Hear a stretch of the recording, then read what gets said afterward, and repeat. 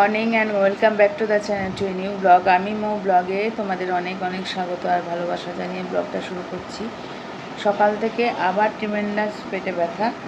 কালকে রাতেও তোমাদের কাছে ব্লগ ভালোভাবে এন্ড করতে পারিনি, কারণ হলো পেটে ব্যথা শুরু হয়ে গেছে। এত যন্ত্রণা করছে যে খাওয়ার পরে যে টিকতে পারছিলাম না, তো আর ভিডিও করিনি। খেয়ে পরে ওষুধ খেয়েছি, নর্মাল ডাল ভাত এরকমই খেয়েছি। পটল ভাজা করেছিলাম, পটল ভাজা অমলেট ওকে দিয়েছিলাম, আমি খাইনি।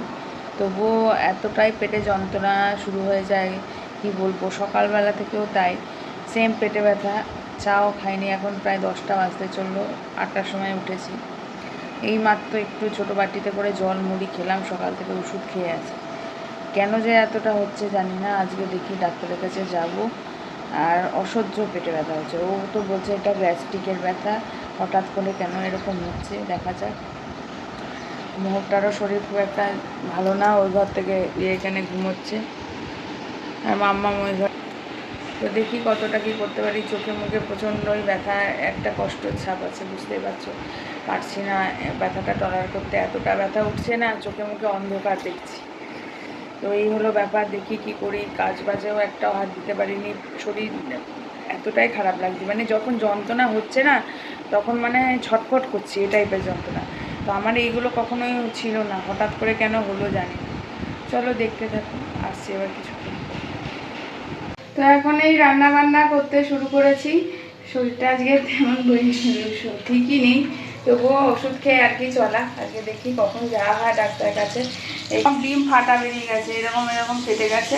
তো এগুলো অমলেট ছাড়া উপায় নেই। আমি এখানে একটা ডিম সেদ্ধ বসিয়েছি, জানি না এটা হবে কি না। এইদিকে করেছি আজকে নিলাম একটু মাগুর মাছ, এখানে রাখা আছে, মানে আজকে করবো। আর কালকের জন্য একটু সরিয়ে রাখলাম। এখানে আলু ভাজা করে রেখেছি। আর তো সকালবেলায় শরীরটা খুবই খারাপ লাগছিল বলে ও ডাক্তারের কাছে গিয়েছিল, গিয়ে কথাবার্তা বলে ডাক্তারবাবু বললেন যে আনতে হবে না, একেবারে ইউএসজি কালকে করিয়ে নিয়ে আসতে। যেই জায়গাটা আমার ব্যথা হচ্ছে সেই জায়গাটা বেসিক্যালি গ্যাস্ট্রিকের ব্যথা, নাহলে গল স্টোনের ব্যথা, গল ব্লাডার স্টোনের ব্যথা। এই দুটোর মধ্যে যে কোনো একটা ব্যথা এর হলেই এরকম হয়, যখন একটানা কমছে না। তো তার জন্যই কালকে আবার ইউএসজি করাতে যেতে হবে। এই এক টেনশন যে কী হয়, ইউএসজিতে কী বেরোয়।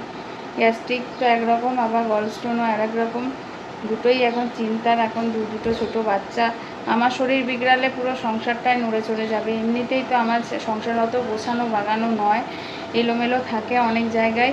চেষ্টা করি ঠিকঠাক রাখতে, তবুও পেরে উঠি না সব কিছু সামলে। তার মধ্যে শরীর বিগড়ালে তো আর এক তথই বোঝা অবস্থা। কারণ আমার হাজব্যান্ড কোনো রকম ঘরের ধরনের কাজ করতে পারে না, সব পুরুষ মানুষ তো পারে না, ও পারে না দলেই ও।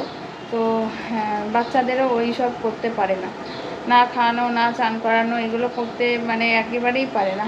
তো যাই হোক, এখন কালকে দেখি। আর যে কোনো ব্যাপারেই অসুস্থতা তো কাম্য নয়, কারণের না। এখন বলতে 2টো বাজছে, এখন যাব মেয়ে দুটোকে চান করাতে। দেরি হয়ে গেল, 1:30টায় ভেবেছিলাম করাবো, কিন্তু ওরা এমনিতেই 2টো নাগাদ করে, কারণ যেহেতু স্কুল থেকে এসে মাম্মা ওই টাইমটায় চান করে, অভ্যাস আছে। তো গরম জল করেছি, তারপরে আলে করাবো না। আজকের ওয়েদার এই বৃষ্টি হয়ে একটা বাজে ওয়েদার হয়ে আছে। ক্যামেরাগুলোকে এমন দশা করে যে কী বলবো। দেখো এরকম মেঘলা হয়ে আছে, গরমও আছে, গরম আছে, কিন্তু ট্যাঙ্কের জলটা আজকে গরম নেই তো তাই। যাই হোক, ঘর ঠিকঠাক তেমনভাবে করতে পারিনি। এই ঘরটা একটু ঝাড়বো একবার। মেঝে তো ঝাড় দিতেই পারিনি, পেটে ব্যথায় ওষুধ খেয়ে আছি, ডিকোলিক খেয়েছি, গ্যাসের ওষুধ খেয়েছি। এই বিছানাটা ম্যাম আসবে তাই ঠিকঠাক করে রাখলাম, জলের বোতলে জল ভরবো। ওয়েদারের অবস্থা এই।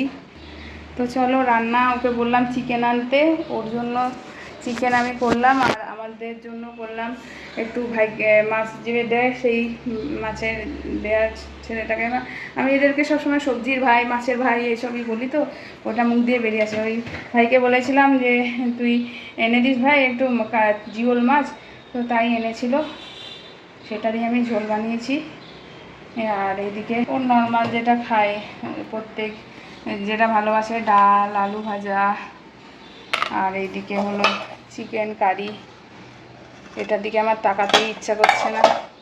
যাই হোক, গন্ধটা যেন কেমন লাগছে। অস্থির অস্থির করছে জানো তো শরীরটা, সারাদিন আজকে এই যে শরীর খারাপের কথা বলতে ব্লগেও ভালো লাগে না। আর অত সবজি ছাড়াই আজকে শুধুমাত্র আলু দিয়ে পাতলা মাগুর মাছের ঝোল, জিরে ফোড়ন দিয়ে আদা দিয়ে কাঁচা লঙ্কা দিয়েছি একটু, ওই গোটাই দিয়েছি। চলো চান করে নিই ওদেরকে। যাবে এই শান্তিমুখ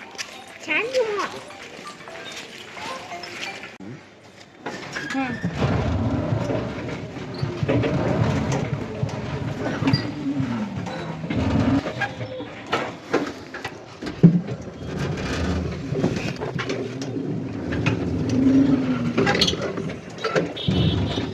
বৃষ্টি পড়ে যেন আরো তাড়াতাড়ি অন্ধকার নেমে যাচ্ছে। এরকম এতটা অন্ধকার হয় না এখন, রোদের দিনে এই সময় রোদ থাকে।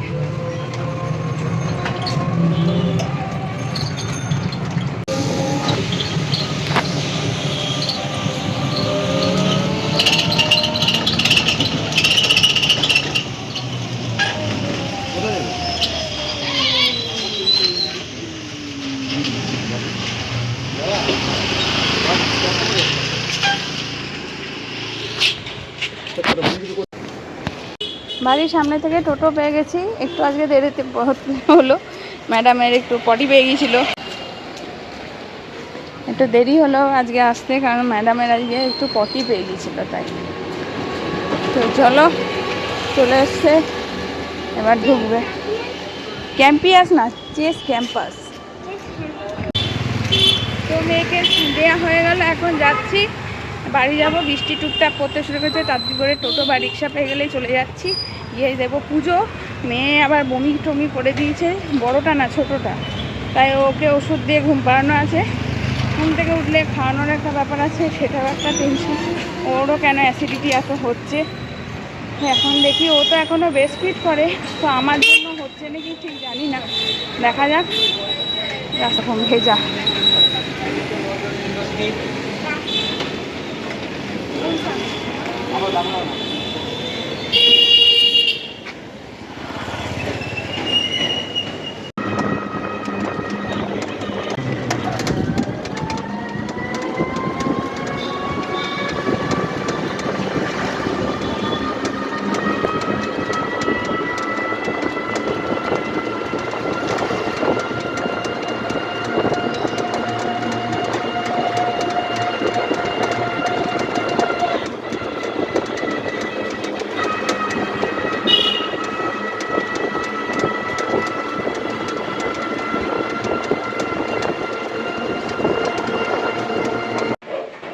তো আমার এই যে লক্ষ্মী পুজো দেওয়া হয়ে গেল, আর এইদিকে আজকে দিয়েছি মাকে দুটো মাছ, দুটো প্লেটই আমি রাখি সব সময়। তো এই হলো ব্যাপার, যে প্রসাদ আমার অনেক সময় শেষই হয় না, থাকেই। তো এই হলো ব্যাপার, মিষ্টি আনার সুযোগ হয়নি, তাই আমি ভেবেছি এবার থেকে চকলেট এনে রাখবো। আর বাইরে যে ঝমিয়ে বৃষ্টি, আমার মেয়েটার আসার টাইম হচ্ছে, এদিকে বৃষ্টি শুরু হয়ে গেল।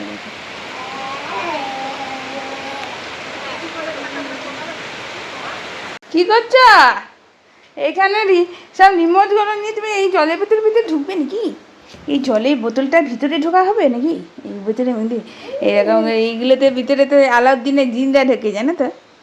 কপালের মধ্যে কি হয়েছে এগুলো?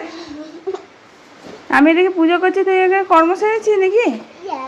পায়ে পড়লে তো থেতো হয়ে যাবো। চলো এদিকে, চল চল চল, তুই এদিকে পটি করেছিস মনে হচ্ছে, পালা। উফ, এখন ঠাকুর পুজো হলো, এবার এনার পুজো সারি। চা চা চা পরে আসো, এদিকে এসো এসো এসো এসো। না চলো আগে পরিষ্কার করি। দেখো কত বৃত্তি পড়ছে, দেখেছ? সব ভিজে গেল।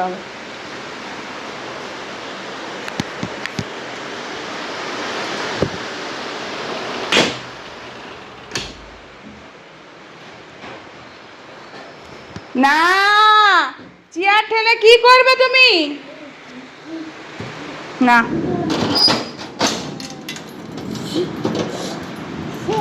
দিদির কাজের জিনিস বাবা, এগুলো পড়াশোনার জিনিস না, উনি করে না, বকা দেবে তো স্কুল থেকে।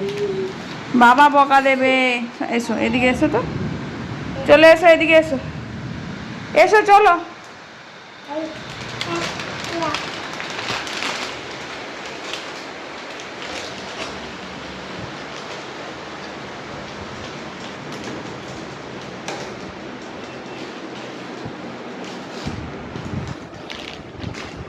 এসো এদিকে।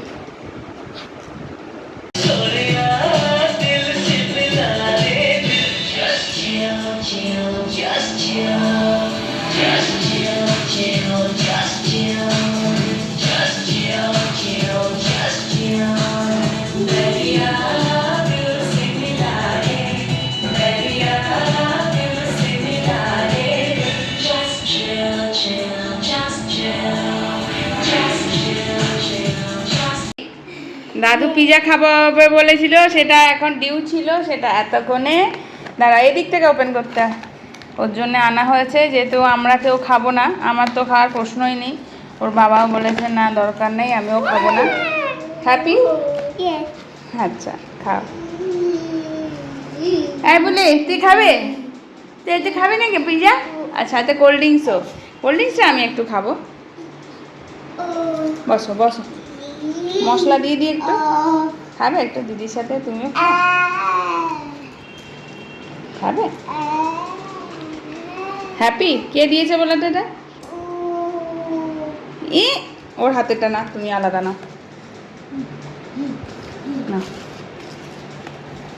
পুটকুলি, ও পুটকুলি, ছোট্ট মানুষ এটা, এটা ছোট্ট মানুষ দিদিকে দেখে দেখে খাওয়ার চেষ্টা করে গো, কি ভালো লাগে কে জানে বাবা।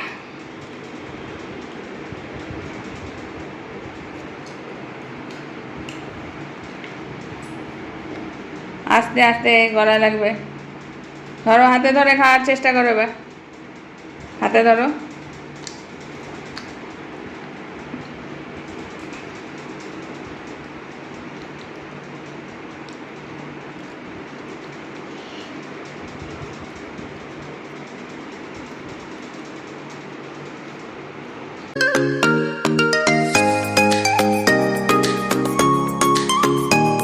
গুড মর্নিং, এখন যাচ্ছি হলো ইউএসজি করাতে, মেয়েদেরকে খাওয়ানো হয়ে গেছে, চলো যাই, পরে আসছি।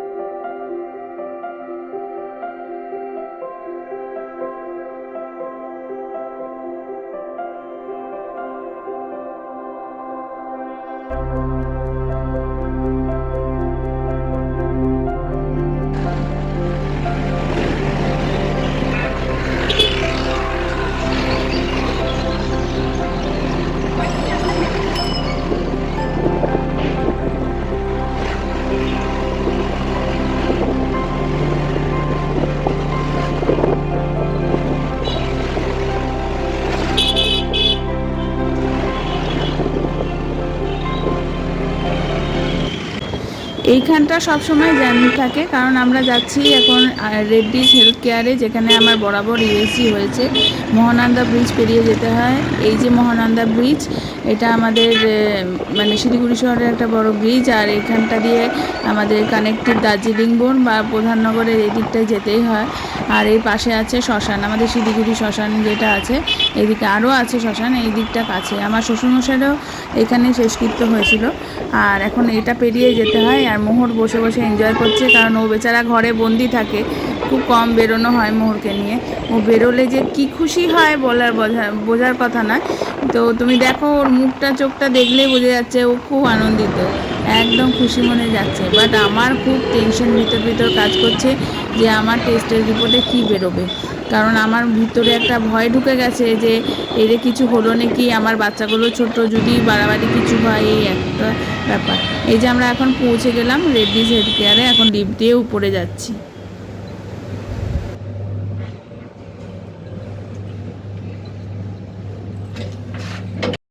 ওয়েটিং এরিয়াটা টোটালি চেঞ্জ করেছে। আগেও আমি এখানে এসেছি, বাট এখন দেখলাম এখানে কি সুন্দর সোফা সেট করেছে, বসার আরও ভালো অ্যারেঞ্জমেন্ট করেছে।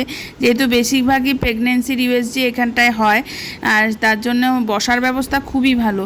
অনেক বড় স্পেস নিয়ে সবাই বসে আছে, অনেক ভালো ব্যবস্থা করা হয়েছে। আর এখানে মোহর খেলি করছে বাবার সাথে।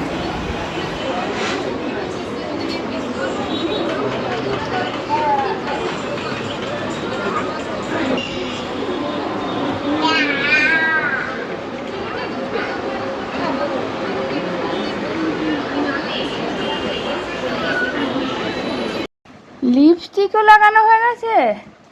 ও দেখো কাণ্ড। আমি যাওয়ার সময় লিপস্টিকটা হাতের কাছে পেয়েছে, ওটা নিয়ে মেখেছে আবার। আর গোটা নেই লিপস্টিক, তাহলে শেষ। টিপের কালার চেঞ্জ করা হচ্ছে। নেই, ওটা ফাঁকা প্যাকেট ছিল আমার ব্যাগে। তো তোমার লিপস্টিকটা তো পুরো হনুমানজির মতন হয়ে গেছে তো। হ্যাঁ, কি অবস্থা, এটুকু বাচ্চার লিপস্টিক পরছে।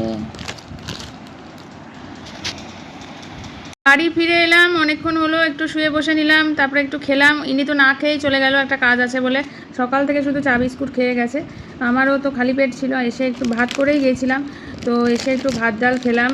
আর এদিকে তারপরে আমি ওর চিকেনটা বার করা আছে, চিকেন থেকে আমি একটা চিকেন নিলাম আর ডাল ভাত খেলাম। আমি তো যা খাচ্ছি পেটে লাগছেই, গ্রেভিও না কিচ্ছু না, তাও ভয়ে ভয়ে খেলাম, খেয়েই ওষুধ খেয়ে নিচ্ছি, তাহলে কিছু হচ্ছে না, এই যা। আর এইদিকে তারপরে দেখলাম আসতে দেরি হচ্ছে, তাই ডালটাকে আমি শুকিয়ে রাখলাম, যেহেতু ডাল শুকনো খেতে ভালোবাসে, ডাল অত ভালোবাসে না। আর একটা ফুলকপি আলু বাটি চচ্চড়ি করে রাখলাম। তাহলে ডাল সবজি মাংস সবই রয়েছে। মাংস যদি বলে খাবো না, তাহলে অমলেট করে দেবো। এই হলো ব্যাপার।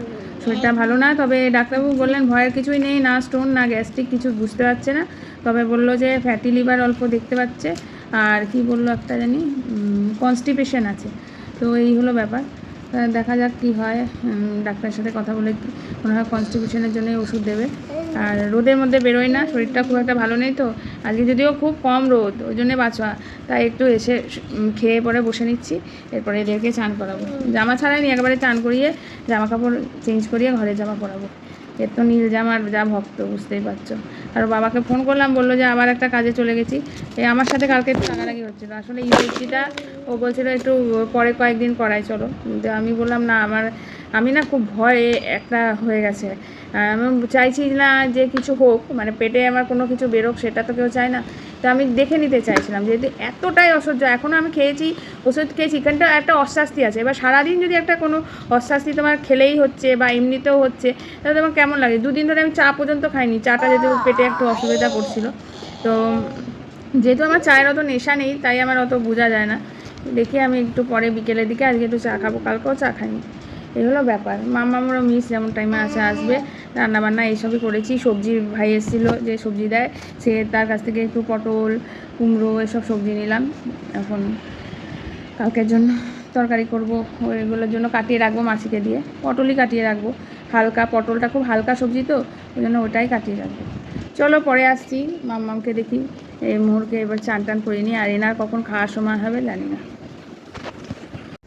স্নান হয়ে গেছে, এখন আমি চান টান করে বেরিয়ে এলাম। পিছনে বাসন মাজছে মাসি, আর আমি রান্নাগুলো এখানে টেবিলে এনে ঢাকা দিয়ে রেখেছি, যেহেতু রান্নাঘর পরিষ্কার করছি। এই যে পাতলা মাছের ঝোল করেছি মাগুর মাছ দিয়ে, সবজি দিয়ে। এখানে আলু সেদ্ধ করে রেখেছি তরকারিতে, বা আলু ঝোড়া করা যাবে, এর জন্য বাচ্চাদের খিচুড়িটা ঢাকনা দিয়ে রেখেছি। রান্নাবান্নাগুলো টেবিলেই আমি রাখি, যেহেতু মাসি ওইদিকে কাজ করে। চান করে চুল টুল আঁচড়াবো, নাহলে বারান্দায় বসবো। এই এখন আমার অবস্থা। এখন কখনও খেতে আসে, ওর জন্য চিকেনটা রয়েই গেছে, ওইটাই আর দেখালাম না, কালকে যে চিকেনটা। আর এখানে মোহর অঘোরে ঘুমিয়ে গেছে, তাই আমি আর ডিস্টার্ব করলাম না। 5টা 10 বেজে গেছে, এখনও খেতে আসেনি। কখন যে খেতে আসবে কে জানে। 2000 years later. মোহর এখন বসে গেছে 1 কাপ পাশে চা নিয়ে কালার করতে, দিদির পুরনো ড্রয়িং কপিতে। এটা কেজি, এটা পুরনো তো বাবা, কেজির। এখন তো তোমার লাগছে না, ও একটু খেলুক না। আর মাম্মা পড়াশোনা হয়ে গেছে, পাশে বাবার বিড়ি। ছি ছি ছি, দেবে কি চা বিড়ি সব খাবে নাকি? মোহর সুন্দর করে কালার করে তো।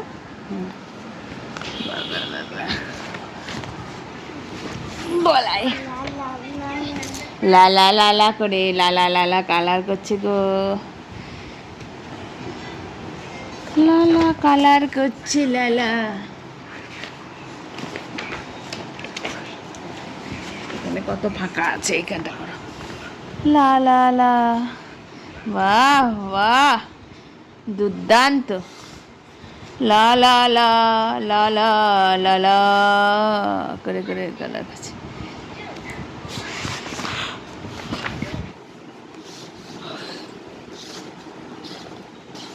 জীবনে কিছু ফেলে আসা জিনিস যদি আমরা আবার ফিরে পাই তাহলে আমাদের মনটা অনেকটা ভালো লাগা কাজ করে। তো সময়ের সাথে সংসার সামলিয়ে শরীর খারাপ থাকলে বলতে বলতে ইমোশনাল হয়ে পড়ছি। সেটা হলো অনেক সময় হয় যে নিজের খেয়াল রাখি না, চুলটাও আঁচড়ানো হয়ে ওঠে। তো আজকে তাই মামার আলু থালু চুল দেখে চিরুনি এনে আঁচড়ে দিল, যেটা মনে হয় আমার দিদার পরে ওই করলো। মা নেই যেহেতু, দিদা বরাবর সন্ধেবেলা হলে চুলটা আঁচড়ে দিত। তো ভিতর থেকে একটা কিছু একটা যেন নাড়া দিয়ে ওঠে, বলে ওঠে যে না, সব কিছু মানুষ হারিয়ে ফেলে না, হয়তো অন্যভাবে অন্য রূপে আবার সে ফিরে পায়। তো এই হলো ব্যাপার। এই চুলটা আর কেউ আঁচড়ায় না, নিজেই আঁচড়াই, নিজেই আর যত্ন করতে পারি না, তাই চুলটা আমার আগের মতন নেইও। বাট মাম্মা যখন এটা বললো যে আই কোম্ড, মা কি যে আরাম লাগছিল যখন চুলটা আঁচড়াচ্ছিল বা হাত দিচ্ছিল। Thank you. তো এই হলো ভালো লাগার একটা বিষয়। তাছাড়া মেয়ে করে দিচ্ছে একটা অন্যরকমই। আর এটা একদম সবসময় ওর মাকে কি করে দিল ওইটা নিয়েও চিন্তা। ও মাকে কি করে দিল, ও জামা পরে কি করছে, তোমার মাকে কি করে দিল। তোমার মাকে দিদি কেয়ার করে, তুমি করো না। এই যে তুমি যে লাফিয়ে বেড়াও, এই যে তুমি লাফিয়ে বেড়াও, এটা তো অনেক বড় কাজ। পা লাগলো, আস্তে,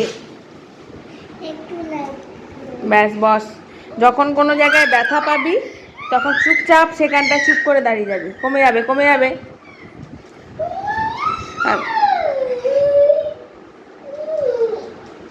ওরকম খেলতে গিয়ে অনেক লাগে।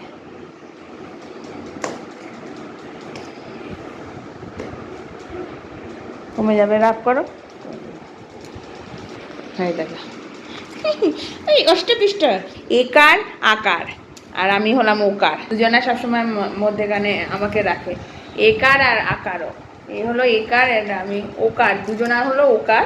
তো এটা হলো একার, এটা হলো আকার। তুমি আকার আর ও একার, দিয়ে দুটো ওকার।